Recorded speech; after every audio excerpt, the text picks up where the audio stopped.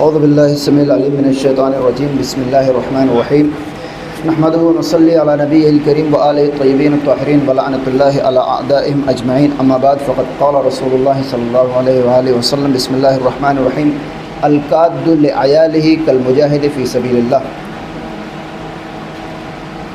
کام کرنا اور رزق حلال کمانا مسلمانوں میں جتنی اہمیت کا حامل تھا، اب تو خیر تھوڑا تھوڑا وہ اہمیت واپس آ رہی ہے، لیکن آج سے 20 سال پہلے تک مسلمانوں میں اتنی توجہ اس کے اوپر نہیں دی جاتی تھی، جبکہ پیغمبر اسلام کہہ رہے ہیں کہ اپنے اہل و عیال کے لیے رزق حلال کمانے کی کوشش کرنے والا اللہ کی راہ میں جہاد کرنے کے والے کے برابر ہے۔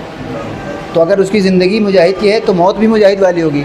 یہی وجہ ہے کہ رائے خدا میں قتل ہونے والے کے علاوہ جتنے شہداء ہیں 6 عدد، اس میں سے ایک رزق حلال کماتے ہوئے اگر کوئی مر جائے تو اسے شہید کا درجہ دیا گیا۔ اس کے علاوہ پیغمبر اسلام ارشاد فرماتے ہیں، چونکہ یہ تقریر اسی مالی معاملات سے، کہ طلب الحلال جیسے طلب العلم فریضۃ تھا، طلب الحلال فریضۃ علی کل مسلم و مسلمہ، اور آپ فرماتے ہیں کہ ان اللہ یبغض الشاب الفارغ، خداوند عالم ناپسند کرتا ہے اس نوجوان کو جو فالتو بیٹھا ہوا ہو۔ ایک چھوٹا سا واقعہ سن لیجیے، اس کے بعد پھر میں احکام بیان کرتا ہوں۔ دیکھیں وہ مسائل کہ جن سے آپ کا کوئی پالا نہیں پڑنا ہے، اس کو اگر آپ نہ جانتے کوئی مسئلہ نہیں، مثلا حج کے مسائل ہیں، سال میں ایک بار وہ بھی کوئی نہ کوئی مولانا ساتھ میں رہیں گے ہی، اگر اس کو آپ نہ جانتے کوئی مسئلہ نہیں۔ لیکن کاروبار تو ہر انسان کر رہا ہے، یا کاروبار نہ بھی کر رہا ہو تو پیسے تو خرچ کر رہا ہے، یا کسی کو دے رہا ہے یا خود کنزیوم کر رہا ہے، تو اس کے احکام اگر ہمیں نہیں معلوم ہے تو لقمہ حرام خدا نخواستہ اگر ہمارے شکم میں جاتا ہے تو اس کا ہمارے اوپر اثر پڑے گا، اولاد کے اوپر اثر پڑے گا، اور کئی کئی نسلوں تک اس کا اثر جاتا ہے، روحانیت تو کم از کم ختم ہو جاتی ہے۔ لہٰذا ان مسائل پر جانے سے پہلے ابھی میں نے عرض کیا، پیغمبر اسلام نے فرمایا کہ خداوند عالم فالتو بیٹھے ہوئے نوجوان کو ناپسند کرتا ہے، جبکہ ایک جگہ ارشاد ہوتا ہے ان اللہ یحب الشاب التائب، خداوند عالم نوجوان توبہ کرنے والے کو پسند کرتا ہے۔ یعنی اچھے کاموں میں اگر نوجوان کو خداوند عالم ضعیفوں سے زیادہ پسند کرتا ہے تو اسی طریقے سے فالتو بیٹھنے میں ضعیفوں سے زیادہ ناپسند بھی کرتا ہے خدا نوجوان کو، اگر یہ بغیر کسی کام کے بیٹھا ہو۔ ایک واقعہ سن لیجیے پھر احکام ہوتا ہے۔ پیغمبر اسلام خطبہ دے رہے تھے اور آپ کے سامنے سے ایک خوبصورت نوجوان گزرا کہ جس کی شکل بھی خوبصورت تھی، زلفیں بھی دراز تھی، اور اس نے بدن بھی بنا رکھا تھا، آج کی زبان میں کہا جائے تو باڈی بلڈنگ بھی کر رکھی تھی۔ تو پیغمبر اسلام کو اس کا یہ چہرہ مہرہ پسند آیا، آپ نے بلایا ادھر آؤ، آپ کے چہرے پہ مسکراہٹ تھی، چونکہ خود پیغمبر اسلام بھی نظافت کا خیال رکھتے تھے، خوشبو لگاتے تھے، زلفیں اپنی دراز رکھتے تھے۔ حتیٰ ایک مشہور ہے کہ جب کوئی مہنگی خوشبو لے کر آتا تھا اور کوئی نہیں خریدتا تھا تو وہ کہتا تھا کہ پیغمبر اسلام اس کو ضرور خرید لیں گے۔ نہیں معلوم بعد میں کہاں سے یہ ٹینڈنسی آ گئی کہ انسان جتنی کیا کہتے ہیں بغل بنائے رہے اتنا ہی اللہ والا ہے، ایسا نہیں ہے۔ پیغمبر اسلام کے زمانے میں ایسا کچھ نہیں، تو آپ کو اس کی وہ شکل قیافہ اس کا پسند آیا، کیونکہ آپ خود بھی مینٹین کر کے رکھنے کو پسند کرتے تھے۔ آپ نے بلایا، مسکرا کر آپ اس سے گفتگو کر رہے تھے۔ اس کے بعد آخر میں آپ نے اس سے پوچھا کہ کیا کرتے ہو؟ اس نے کہا کچھ نہیں، ایسے بیٹھا رہتا ہوں۔ پیغمبر اسلام نے فرمایا جاؤ، وہ چلا گیا۔ آپ نے اپنے صحابہ سے فرمایا سقط من عینی، یہ لڑکا میری نظروں سے گر گیا۔ ابھی تک یہ مجھے اچھا لگ رہا تھا کہ اس نے اپنے آپ کو سجا دھجا کر رکھا ہوا ہے، لیکن اتنا باصلاحیت نوجوان، ہاتھ پیر والا نوجوان بیکار بیٹھا ہوا ہے، لہٰذا یہ میری نگاہوں سے گر گیا۔ تو اگر ویسا انسان پیغمبر اسلام کے زمانے والا ان کی نظروں سے گر سکتا ہے تو اگر آج ہم ان کی نظروں میں ہیں تو کیا ہم نظروں سے نہیں گریں؟ لہٰذا ہر انسان کو کسب و کار کی طرف دھیان دینا چاہیے۔ اب 2-3 مسائل ہیں، ایک کہ سودی نظام کے اوپر مکمل گفتگو پچھلے سال ہو چکے ہیں، لہٰذا ایک سوال یہ کہ بینک میں کام کرنا کیسا ہے، کیونکہ بینک تو کھولا ہی اسی کام کے لیے جاتا ہے۔ لہٰذا سیستانی صاحب کے فتوے کے مطابق وہ کام نہیں کیا جا سکتا کہ جس میں سود انوالو ہے، لیکن وہ کام کر سکتے ہیں کہ جس میں سود کا کوئی لینا دینا نہیں ہے۔ جیسے آپ وہاں کے واچ مین بن سکتے ہیں، پنکھا ٹھیک کر سکتے ہیں، لیکن وہ جو مہر لگانے والی پوزیشن ہوتی ہے اس میں آپ نہیں بیٹھ سکتے۔ البتہ وہ کیا کہتے ہیں ٹرانزیکشن جو سودی ہے، بینک میں بھی بہت سارے سودی کاروبار ایک تو سودی نہیں ہوتے ہیں یا سودی ہوتے ہیں لیکن شریعت نے اس کی پرمیشن دے رکھی ہوتی ہے، تو یہاں اس کی بات ہو رہی ہے کہ جس کی پرمیشن نہیں ہے، ٹھیک ہے، کس چیز کی پرمیشن دے رکھی ہے وہ پچھلے سال گزر چکے۔ لہٰذا بینک میں اگر آپ کام کرنا چاہتے ہیں تو آپ کا کوئی رول سودی لین دین میں نہیں ہونا چاہیے۔ اس کے بعد دوسرے مرحلے پر ایک سوال ہے، میں ایک سلوات پڑھتے پر محمد والا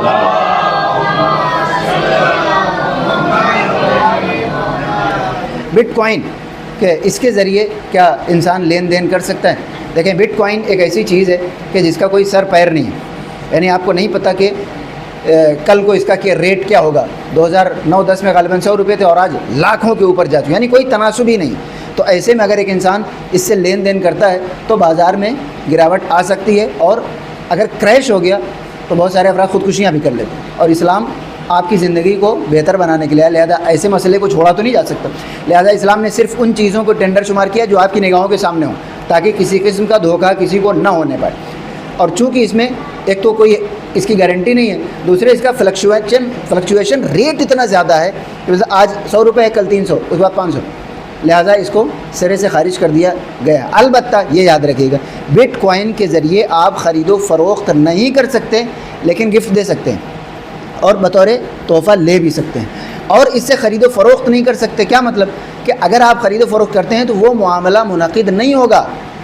آپ کسی کو ایک بٹ کوائن دیں اور وہ پلٹ کے آپ کو 1 کلو چاول دے دے، معاملہ باطل ہے۔ اس کا مطلب یہ نہیں کہ وہ چاول آپ استعمال نہیں کر سکتے، آپ استعمال کر سکتے ہیں، لیکن اگر وہ اپنا چاول واپس مانگنے آیا تو آپ کو وہ اسے واپس کرنا پڑے گا، کیونکہ معاملہ باطل ہے، ٹھیک ہے۔ لہٰذا معاملہ باطل ہونے اور کام حرام ہونے کو مکس اپ نہ کیا جائے۔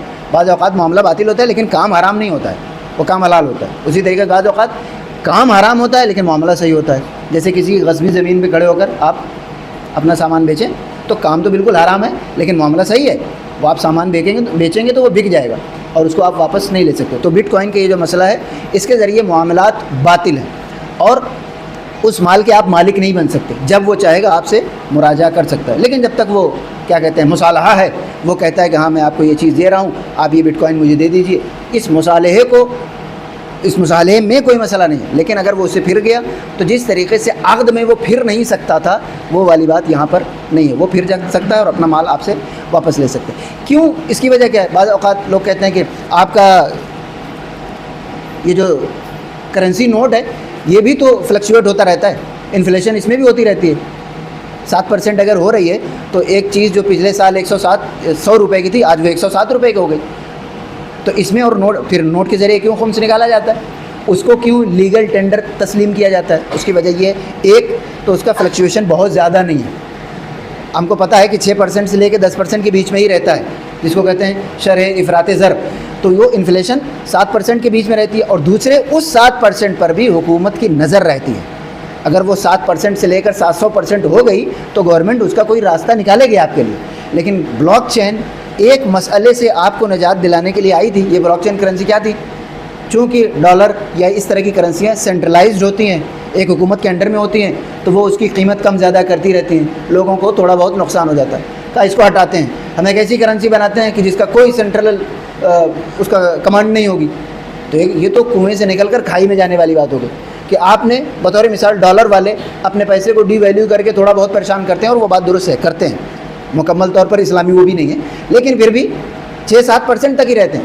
اس سے بچ کر اگر آپ کرپٹو کرنسی کی طرف جاتے ہیں تو اس کا تو کوئی سر پیر ہی نہیں ہے، 20 سال کے اندر وہ کروڑوں گنا بڑھ چکی ہے، لہٰذا اس کو سرے سے تسلیم نہیں کیا جا سکتا، کیونکہ اس کے اندر بھی وہ صلاحیت نہیں ہے کہ اگر اس میں کسی کو دھوکہ ہو جائے تو کسی کو ذمہ دار قرار دیا جا سکے۔ تو چونکہ کوئی ذمہ دار قرار دینے والی ہستی نہیں ہے، لہٰذا اس کے ذریعے خرید و فروخت نہیں ہو سکتی۔ حکومت ہند، انڈین گورنمنٹ بھی اس کو لیگل ٹینڈر تسلیم نہیں کرتی۔ بس ایک فرق یہ ہے کہ اگر آپ کہیں سے کما کے لائیں گے تو آپ سے ٹیکس لے لیا جائے گا، لیکن اگر آپ گورنمنٹ کو کرپٹو کرنسی دے کر کہیں کہ مجھے مثلا کوئی چیز دے دے تو گورنمنٹ آپ کو کچھ نہیں دے گی، وہ اس کو ایک قانونی کیا کہتے ہیں پیسہ تسلیم نہیں کرتے۔ ایک سلوات پڑھتے بر محمد والے۔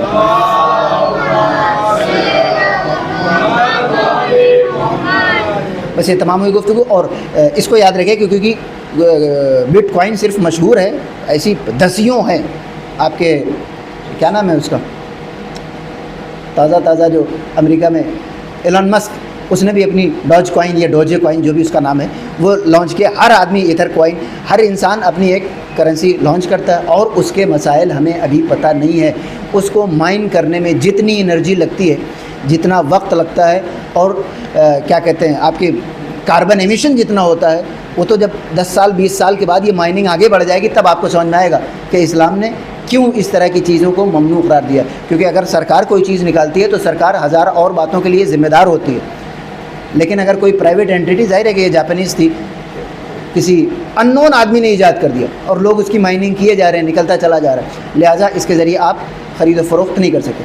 دوسرا یہ کہ کیا انسان فوریکس میں کام کر سکتا ہے، یعنی کرنسی کے ایکسچینج میں کام کر سکتا ہے؟ بالکل کر سکتے ہیں، اور کرنسی ایک کرنسی کے بدلے دوسری کرنسی دی جا سکتی ہے، اور ایک کرنسی کے بدلے وہی کرنسی بھی دی جا سکتی ہے، کیونکہ اس وقت یہ فی الحال ایک سلعہ یا کیا کہتے ہیں سامان کی حیثیت اختیار کر گیا ہے، لہذا ایک کرنسی دے کر دوسری کرنسی لے سکتے ہیں۔ بس ایک چیز کا خیال رکھنا ہے کہ اگر آپ ایک کرنسی دے کر اس کا پیسہ لے رہے ہیں اور وہ دونوں کرنسیاں ایک جیسی ہیں تو پیسہ اسی ٹائم آپ کو ادا کر دینا پڑے گا۔ بطور مثال آپ کسی کو کہہ رہے ہیں کہ میں تمہیں 500 کے 4 نوٹ دیتا ہوں، اب تو 2000 والی بند ہو گئی، 500 لے، میں تمہیں 500 کا ایک نوٹ دوں گا لیکن تم مجھے 6 نوٹ 200 روپے والے، ٹھیک ہے، تو یہ اس موقع پہ تو ہو جائے گا۔ لیکن اگر آپ یہ کہیں کہ 600 200 کر کے 3 مہینے میں دے دینا تو یہ ربا ہے اور یہ بالکل ناجائز ہے۔ جب دونوں کرنسیاں ایک جیسی ہوں تو پیسہ قسطوں میں ادا نہیں کیا جا سکتا، لیکن اگر دونوں کرنسیاں الگ الگ ہوں تب پیسہ قسطوں میں بھی ادا کیا جا سکتا ہے۔ مثلا اگر آپ کہیں کہ $100 میں تمہیں دیتا ہوں، 8800 ہے باہر مارکیٹ میں، میں تم سے 12000 لوں گا اور 3 مہینے میں 4000 کر کے دے دینا، یہ لے جاؤ $100، تو یہ بالکل درست ہے۔ تو کرنسی کو کرنسی میں تبدیل کیا جا سکتا ہے اور نسیہ بھی فروخت کیا جا سکتا ہے، یعنی پیسہ بعد میں دے دینا قسطوں پر، بس یہ ہے کہ کرنسی ایک نہیں ہونی چاہیے۔ وآخر دعوانا ان الحمد للہ رب العالمین بر محمد وآل محمد صلوات۔ السلام علیکم ائمة الہدی ورحمۃ اللہ وبرکاتہ۔ استودعکم اللہ واقرأ علیکم السلام۔ آمنا باللہ وبالرسول وبما جئتم به ودللتم عليه اللهم فاكتبنا مع الشاهدين۔ اللهم صل على محمد وآل محمد۔ اللهم صل على محمد وآل محمد۔